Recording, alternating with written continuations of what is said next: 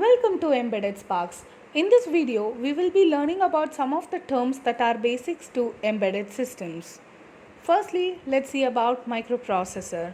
A microprocessor is a processor where the memory and the input-output components are connected externally. The circuit is complex due to external connection and its size is larger. They are generally used in personal computers.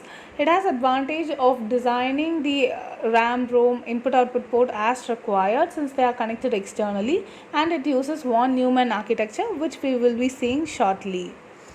Here in microprocessor, RAM, ROM, input output port, timer, serial COM port are connected externally. CPU is the only part of the microprocessor. Then microcontroller. A microcontroller is a controlling device where the CPU, RAM, ROM, input output ports are present internally. The circuit is less complex and its size is smaller. They are used in washing machine and air conditioners. It has no advantage of designing RAM, ROM, input output port because they are internally connected, and it uses Harvard architecture. Everything comes under a single chip is what a microcontroller consists of. Then let's see about the difference between those two. So microcontroller is designed for specific embedded application, whereas microprocessor is designed for general purpose computing application.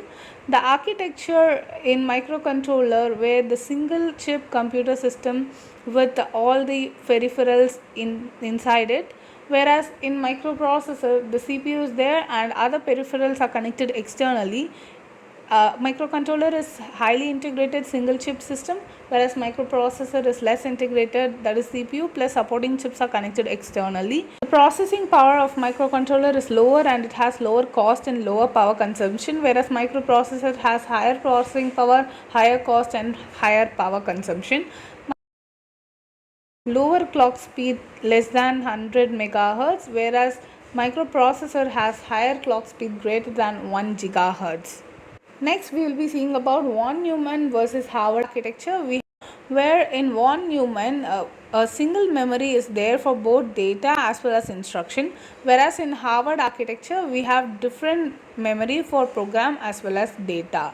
So, we will see about the difference between these two in an easier way as we see it in the table.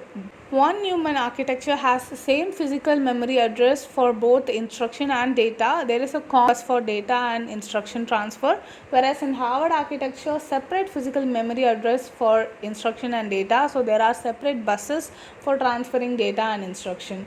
Von Neumann architecture requires 2 clock cycles to execute a single instruction, whereas Harvard architecture requires only 1 cycle. Von Neumann architecture is cheaper. Harvard is quite costlier than the von Neumann. In von Neumann architecture, CPU cannot access instruction and read or write at the same time, but in Harvard architecture, the CPU can access the instruction and read or write at the same time since they are having 2 different buses for data as well as instruction. Von Neumann architecture is used in personal computers and small computers, whereas Harvard architecture is used in microcontrollers and signal processing. Finally, let's see about what is a register. In a microcontroller, a register is a container that can store binary data 0 and 1. In microcontroller, register is a small storage unit within the processor used to hold the data temporarily. It is crucial for data manipulation, arithmetic operations, control flow and communication with external devices. Then we do have a question like, why do we need a register?